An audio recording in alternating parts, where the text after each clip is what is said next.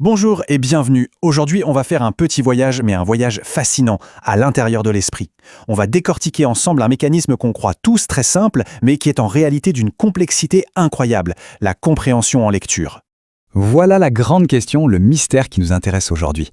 On a tous déjà vu ça, ou peut-être même vécu ça. Une personne qui lit un texte à voix haute, de manière fluide, sans faire une seule erreur, mais à la fin, le sens lui a complètement échappé. Alors comment c'est possible ? C'est l'énigme qu'on va essayer de résoudre.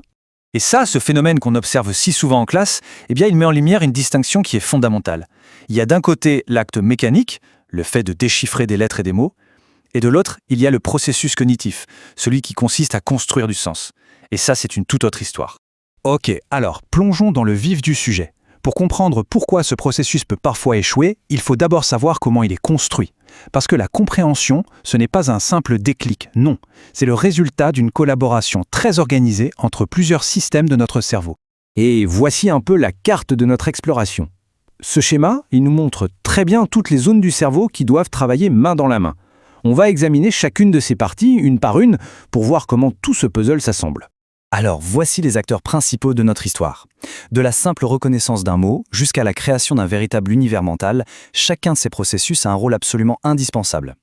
Si un seul d'entre eux ne fonctionne pas bien, c'est tout l'édifice de la compréhension qui risque de s'effondrer. Allez, on commence par la base, par les fondations. Avant même d'espérer construire un raisonnement complexe, le cerveau doit d'abord maîtriser les aspects les plus fondamentaux de la lecture. Tout part vraiment de là, l'identification des mots. Imaginez, si le cerveau doit dépenser toute son énergie juste pour déchiffrer P-A-P-A-R-P-U-I-E, il ne lui reste plus aucune ressource pour imaginer ce parapluie, sa couleur ou pourquoi quelqu'un l'utilise. Cette première étape, elle doit être fluide, automatique. Regardez bien ça. Les mots sont exactement les mêmes dans les deux phrases. Pourtant, juste en changeant leur ordre, on a une histoire complètement différente. C'est ça, le traitement syntaxique. C'est notre cerveau qui analyse la grammaire pour comprendre qui fait quoi et à qui. C'est crucial. Bon, une fois que les mots sont reconnus et que leur ordre est compris, il faut bien sûr savoir ce qu'ils veulent dire. C'est le traitement sémantique. On ne peut pas construire une phrase qui a du sens si les briques de base, les mots, sont des inconnus. Un vocabulaire riche, c'est donc un des piliers de la compréhension. Passons maintenant à un niveau supérieur. On a les briques, maintenant il nous faut le ciment pour tout lier. Et c'est là que ça devient vraiment intéressant, car le cerveau se transforme en une sorte de détective. Il connecte les idées et comble les informations manquantes. Cet exemple est parfait pour illustrer ce qu'on appelle l'inférence. Le texte ne nous dit jamais tout, jamais. C'est à notre cerveau de lire entre les lignes. Il connecte le parapluie et le ciel gris pour en déduire une information qui n'est écrite nulle part. Il pleut. C'est un travail invisible, mais constant et absolument essentiel. Et cette citation de Walter Kinch, qui est un grand nom dans ce domaine, résume ça à la perfection. Le moment clé, c'est la rencontre entre ce qui est écrit sur la page et ce que l'on sait déjà sur le monde. L'inférence, c'est le pont qui relie les deux. Finalement, toutes ces étapes, le décodage, l'analyse de la phrase, le sens des mots, les déductions, tout ça converge vers un seul et unique but, construire ce qu'on appelle un modèle mental.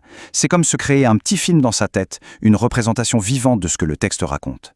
C'est à ce moment précis qu'on peut dire qu'on a vraiment compris. Bon, maintenant qu'on a vu comment la machine est censée fonctionner quand tout va bien, regardons ce qui se passe quand elle tombe en panne. En identifiant les difficultés qu'on peut observer, on peut remonter à la source du problème. Ce tableau, c'est un peu la clé de notre enquête.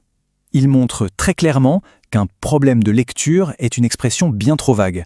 Une lecture qui hésite, ce n'est pas du tout la même chose qu'un manque de vocabulaire ou qu'une difficulté à faire des liens. Chaque symptôme nous met sur la piste d'un système cognitif bien précis. Et ça, c'est fondamental pour pouvoir aider efficacement. Toute cette analyse, c'est bien beau, mais ça ne prend son sens que si ça nous mène à des actions concrètes. Le fait de comprendre l'anatomie de la lecture, c'est se donner les outils pour mieux enseigner et aussi pour mieux apprendre. Et voici donc quelques pistes concrètes qui découlent logiquement de tout ce qu'on a vu. Il ne suffit pas de dire « il faut lire plus », non, il faut entraîner chaque composant. Travailler le vocabulaire de façon ciblée, faire des exercices pour apprendre à deviner ce qui n'est pas dit, apprendre à se poser les bonnes questions en lisant. Chaque stratégie vise une partie précise de l'architecture qu'on vient d'explorer. En résumé, le message principal à retenir, c'est celui-ci. La compréhension, c'est un véritable sport d'équipe cognitif. Le langage, la mémoire, l'attention et tout notre bagage de connaissances doivent jouer ensemble en parfaite harmonie. En comprenant comment fonctionne cette équipe, on devient de meilleurs entraîneurs, pour les autres et aussi pour soi-même. Et je vais finir avec cette question. Et si le véritable enjeu, Finalement, ce n'était pas la quantité de pages tournées, mais plutôt la qualité de notre conscience sur la manière dont notre propre esprit fabrique le sens. C'est une réflexion qui, je l'espère, changera un peu le regard que l'on porte sur chaque texte que l'on lit.